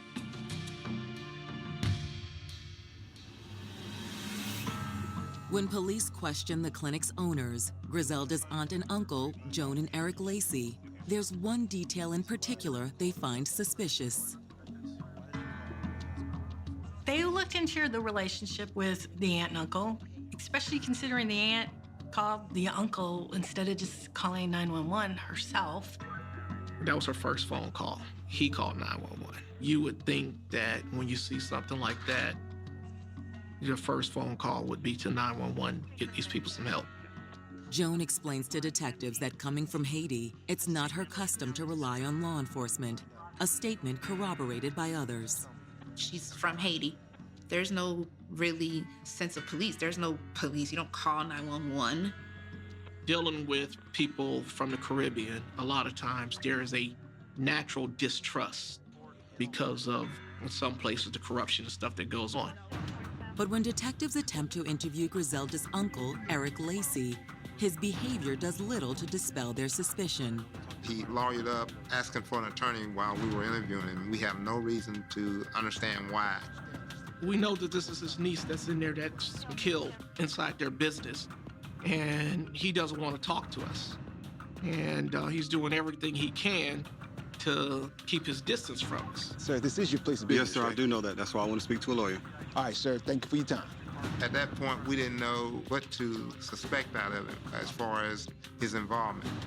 We didn't know if this was a pain clinic that was giving out illegal scripts and he was afraid of that, or we didn't know if he was involved in these murders. While detectives keep Griselda's uncle and aunt on their radar, they can't help but wonder, could a desperate addict have attacked the clinic in search of prescription meds? Because you have a medical clinic, so one of the questions was, are there drugs there? Is this somehow drug-related? We spoke with the doctor that presided at the clinic, and he assured us that there were no prescription medications kept at the center. There's no facilities to keep prescription medications there. But the lack of prescription medication doesn't mean this office couldn't be an attractive target for a desperate criminal. The prescription pads at the location would have been of value to any individual that was seeking to get illicit prescription drugs. But without cameras and surveillance footage to aid them, how can police hope to identify a possible suspect? Fortunately, there's one clue lying in plain sight. We did find one piece of interesting evidence. The sign-in log. There was a sign-in sheet at the window there where Griselda would have been letting people into the business. At the bottom of the sheet is a signature, Christina Alexander. Christine attracted our attention. Yeah, we definitely wanted to talk to her. But when detectives find Christina, will she provide the crucial clue to solving this bloody crime? Or will police find themselves slipping deeper into the dark spaces that lie between? Someone coming after my uncle's business, that could have been a possibility. It's not far-fetched. The shooting deaths of Griselda Casamayor and her co-worker Daniel Rivera have rocked the city of Orlando, Florida, and police are investigating every viable lead in search of a motive. Police weren't sure if this was a targeted attack or just someone trying to steal some prescription pads.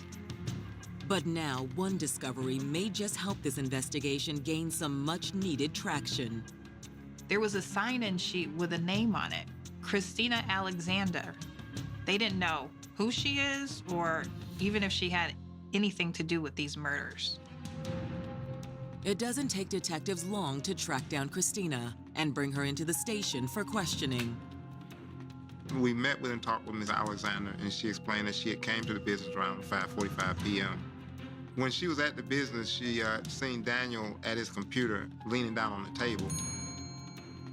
Sir, are you awake? Christina was unable to revive what she perceived as a negligent employee dozing on the job, and she says she left the premises. She thought Daniel was asleep. Unbeknownst to her, Daniel had already been shot and killed. You didn't see anyone else there? No. Detectives can't help but wonder if her story is an indicator of something underhanded, especially when Griselda's uncle, Eric, seemed so reluctant to talk to police. I'm thinking there was a shady element to it, to the business. I'm looking around, and one thing I notice is, this place looks very generic. There's not a lot of equipment in here, and you just sign in and leave. Yeah, that is strange. It's unusual. If you're not going to receive the treatment and you're going to leave, then why sign in? To us, that was an indication that this may have very easily been just a location you go to in order to continue to get your pain medications. Investigators know if Eric Lacey is involved in any shady business, he may have made some enemies along the way. If there was criminal activity going on there in the business, giving fake prescriptions, doctors' prescriptions to get medications for pain that is not needed, then we have to believe that someone may have come in there for that reason and killed him. Someone coming after my uncle's business, that could have been a possibility. It's not far-fetched. Definitely if somebody wanted to hurt my uncle in any kind of way, his niece, that could have been a possibility. But as authorities scour the clinic's patient files and business records, they find no evidence of any illegal practices and therefore no identifiable suspects with a possible grudge. We looked into could it be someone from the business, but we were able to rule that out. As detectives search for a new lead, the fact that there are 2 victims gives them a host of other angles to consider. There's a possibility that either one or both of them were targeted, and it had absolutely nothing to do with the clinic. Authorities turn to Daniel Rivera's family and friends in the hope that they might reveal something about Daniel's life that can shed light on this brutal attack. Mrs. Rivera, we know this is a very difficult time for you, so we're going to do everything we can to find out what happened to your son. Now, you are his brother? Yeah, we're twins. And you are? I'm Daniel's girlfriend. When was the last time either of you spoke to him? According to Daniel's grieving girlfriend, 𝐅𝐔𝐋𝐋, she had been on the phone with Daniel a short time before the shooting. I remember him saying there was, I believe, 1 or 2 patients left to come in and that they were going to finish up the day and that I would see him soon. I was very much expecting to be woken up from my nap from either a phone call from him or just him at my front door. What time was this phone call? It was about 5:20. They had narrowed down a time frame of when they knew Daniel was still alive because he was talking to his girlfriend on the telephone to when Griselda's aunt found him. They kept asking us, is he in fights with anybody? Is he in a gang? Has he, been in trouble recently? Is there anybody that's mad at him? And I just kept saying, like, you don't know who you're talking about. This is Danny. Everybody knows him and everybody loves him. By all accounts, Daniel Rivera was a beloved, hardworking young man who had recently started off his career as a massage therapist. Daniel was always upbeat. Anytime we walked in a room, if he didn't know you, he was gonna go up and talk to you, introduce himself, give you a high five, whatever the case is. He was the life of the room. Danny was so good with people, it was hard not to like him. So for someone to shoot him, I couldn't grasp it. Why? With Daniel's family at a loss as to a possible motive, investigators turn their attention to Griselda. And what authorities will discover next is that one woman's heart may very well have led her to dangerous liaisons. He has spent a significant amount of time in Orlando away from his wife with Griselda.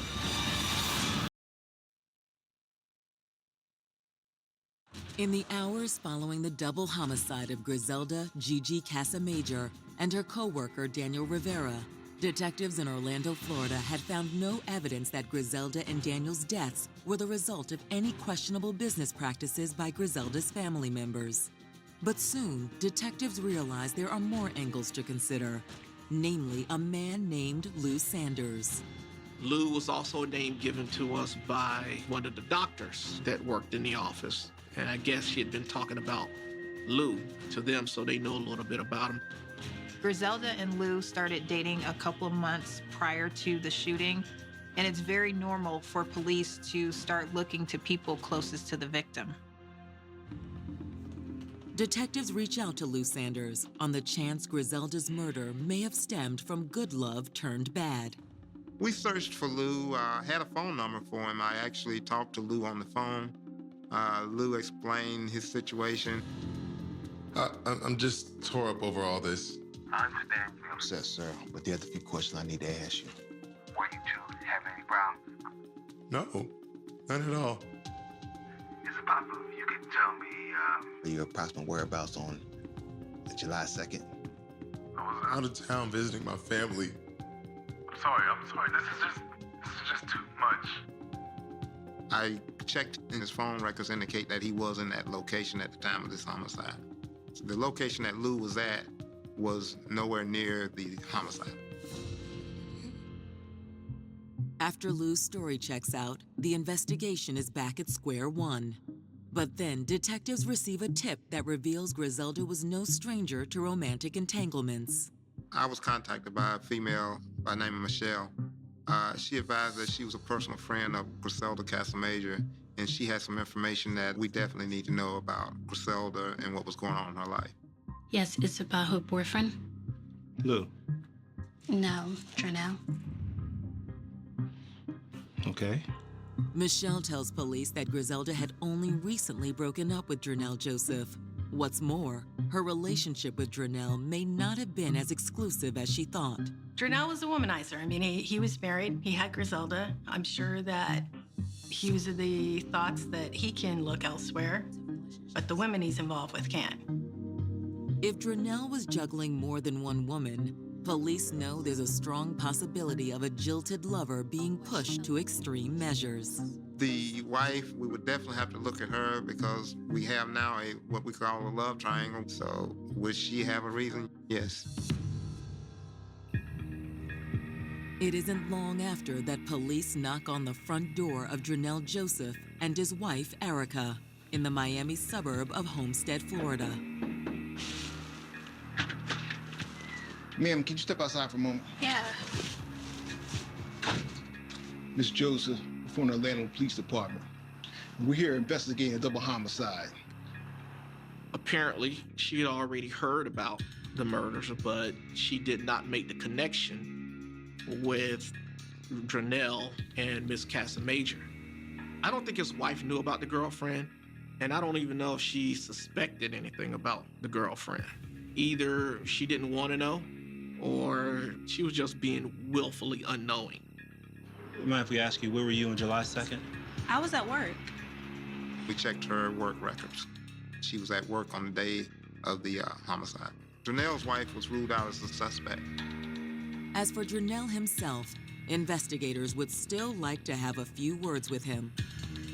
The wife calls Drenell Joseph, and he comes to the house, and we meet with him there at the house. We tell him what we're there to talk about and explain to him it'd probably be best not to talk about this in front of your wife, and he agrees. And we go to the police department there locally and interview him. In his interview with police, Drenell admits he had a problem with infidelity and that it caused issues in his earlier relationship with Griselda. How did she find out you were married? Yeah, I think the other girl had called her one time, and then I went and confessed. What other girl? A girl I used to see. Way before I used to mess with, and then I think she got jealous that I was like spending more time with Gigi, and then she told Gigi. Drenell had another girlfriend. It was an old drama. Was she one to argue? No. According to Drenell, juggling multiple women wasn't easy. And when Griselda suffered her miscarriage in April 2007, Drenell admits he breathed a small sigh of relief. I'm not totally happy, but Okay, I didn't know how I was going to explain it to my wife. Drenell says after his breakup with Griselda, the couple stayed in touch for a while. But the last time he had contact with her was on June 16th. Then on July 2nd, he got the terrible news. Drenell said that he left work that day at 12 o'clock, and he went to get his wife's car and took it to a shop to work on the tires. I had my cousin up there, and she said, "Oh, something happened to Gigi," and she started crying. And another girl got on the phone and told me. I'm like, huh? What the hell? Drenell was the type person, you ask him a question, he had an answer for it. And he was very confident. We didn't push him too hard at that time. We just took his statement. But how would that statement hold up under further scrutiny? As investigators are about to discover, the road to forsaken love can take some hostile turns. She was like, "Oh, you did it again. You pointed the gun at me again." And I grabbed my phone to call 911. I'm like, "Listen, this is not a joke." More than a week after the shooting deaths of 27-year-old Griselda 𝐿𝐿 and her co-worker, 20-year-old Daniel Rivera, the cries for justice have reached a fever pitch. We went through the motions of, we're not going to get justice. We don't know if Daniel and Griselda's murderer will ever get caught or be brought to justice. For investigators, the central question remains the same. Had some random criminal carried out these murders, or did someone else have it out for Griselda? Griselda's friends pass along a tantalizing piece of gossip, one that is all about Drenell. We received a phone call from one of Casa Major's friends. She started to tell us that this guy was very controlling. He was jealous. She had witnessed threats that he had made to her.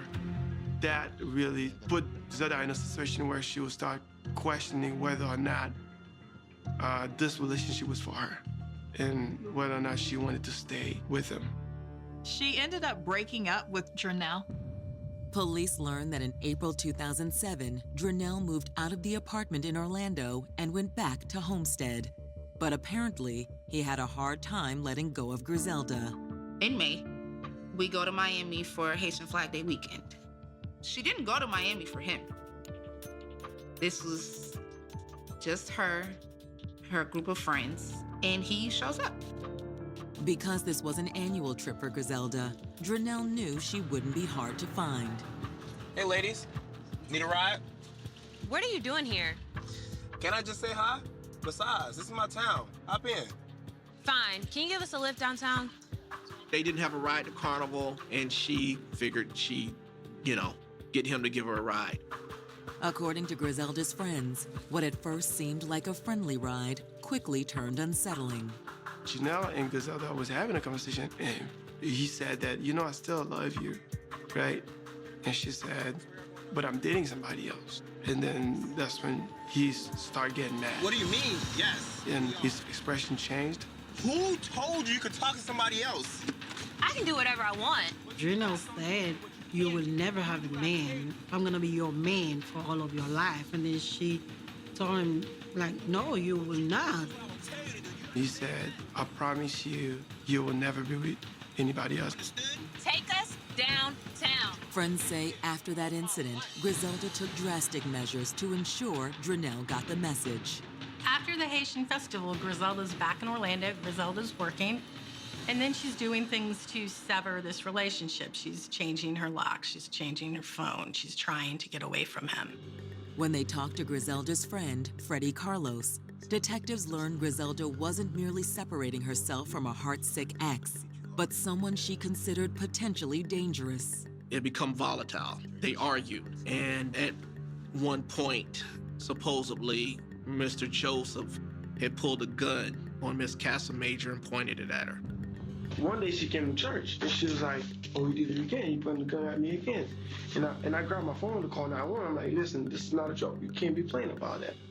It's a compelling story, but detectives wonder if Drenell had posed such a threat to Griselda, why hadn't she contacted the police? The answer, it turns out, was simple. She was in the country illegally. She couldn't come forward and make a report, because that way that could have got her in trouble or even have put her on deportations. Griselda was between a rock and a hard place. She was worried about her immigration status. She's being harassed, and she didn't know whether or not calling the cops was the smart thing to do. Friends say, to make matters worse, Drenell knew about the situation and leveraged it to his own advantage. We were able to determine that Drenell Joseph had contacted Homeland Security to report her as being an illegal alien. Drenell used whatever he could to threaten Griselda and hold things over her. With evidence mounting by the minute, detectives recall a detail from Drenell's earlier interview that now seems troubling. Did you and Gigi have many discussions about infidelity? I couldn't care less. I'm sorry to say it like that. I mean, I have a wife. The little bit that I have, I'm enjoying it. But I know where my priorities are, which was my wife. Drenell said his relationship with Griselda was casual, but that's not what Griselda's friends said. All of the friends, and I mean all of her friends, says that this guy was fixated on just having her, that he's gonna leave his wife and stay with Griselda. And as detectives prepare to follow up on Drenell's alibi, their suspicions are corroborated by a shocking piece of evidence. The note was found at Griselda's home by her aunt and mother as they were taking her property from the house. This note was found amongst some of her personal papers. It said, hey, go talk to this guy if something happens to me. Go talk to Drenell Joseph. If you're reading this letter, I'm dead and Drenell did it. Authorities now have their primary suspect, but before they can bring him in, they'll have to separate fact from fiction. He told us that he left work after 12 o'clock, and we knew he left earlier than that. Then we began to think that, well, Janelle may be lying to us. Weeks after a shooting that claimed the lives of Griselda Casamayor and Daniel Rivera, Griselda's ex-boyfriend, Drenell Joseph, has come under law enforcement's radar amid reports that he was jealous and abusive to Griselda. While police have recovered a note by Griselda seemingly implicating Drenell in any future crime against her, there's still the question of his alibi. Drenell talked about he went to work at the store, and he was there till about noon. Then he went to get his wife's car and work on the tires, and that took up until about 4 p.m. And that's in Homestead, Florida, which is over 4 hours away.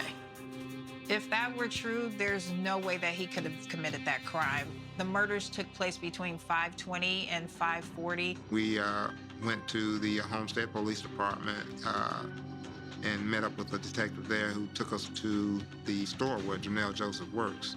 There we interviewed the manager. They find out he actually quit his job that morning, so he wasn't at work. What you got, Dave? With Drenell caught in a lie, police subpoena his phone records. His phone records we thought would indicate if he'd come to Orlando or not. My first time I opened his phone records, I immediately went to the time period when the homicide happened. It clearly shows that he traveled from Miami to Orlando between 12:30 and he was here about around 4 something on the 2nd of July. I was so happy to see that it was like looking at a trail on a map. With Drenell's established history of threatening behavior, as well as evidence placing him in Orlando on the day of the crime, authorities move quickly. The Orange County Sheriff's Office has a felony squad that makes the felony arrest for it. So they accompanied us to the Homestead area where Drenell Joseph lives. He was taken into custody. When he was arrested, it was a relief. It was the system actually works. Someone is actually going to get punished for taking the lives of Daniel and Griselda. When they told me they finally arrested somebody, it was a weight off my shoulder a bit. I'm thinking in my head, they finally got this figured out.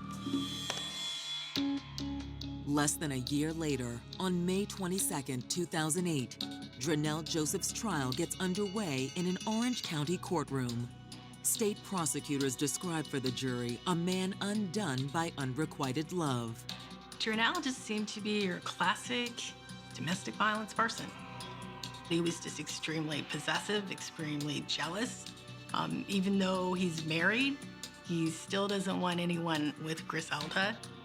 He was obsessed. He really meant it, that she wouldn't be able to be with anybody else but him. As to what finally pushed Drenell into a murderous rage on July 2, 2007, prosecutors believe they might know the answer. We know Griselda went out the night before. We believe Griselda was there with her boyfriend, her current boyfriend at the time. One of Drenell's friends saw him out and called Drenell and told him about it. Prosecutors say the following day, Drenell put his plan into motion. One intended to punish the person who broke his heart and anyone else who might stand in his way. He left work, got his wife's car, and drove north to Orlando, committed the murders while she was at work, killing Daniel in the meantime. Daniel just happened to be in the wrong place at the wrong time. He then went directly to Griselda, who was at the reception desk a few steps away, pulled a gun on her. She cowered down to the floor. He then shot her in the head and killed her. As harrowing a picture as it is, Drenell's defense team tells jurors that the state simply doesn't have the facts to back it up.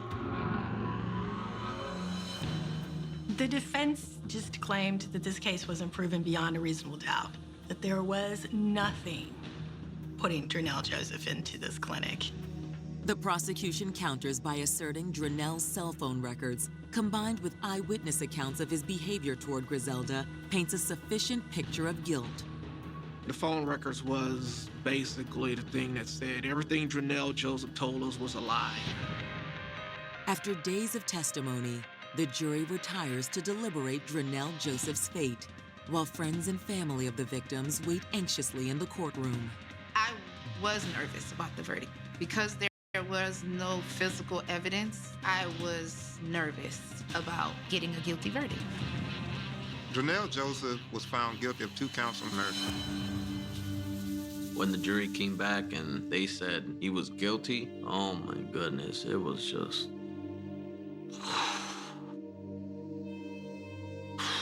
like, finally, like, this is over with. It was a relief. The guilty verdict was a relief. He was sentenced to 2 life sentences for the murder of Griselda Casamajor and Daniel Rivera. No parole, no nothing. That's it. He's life. He's in there forever.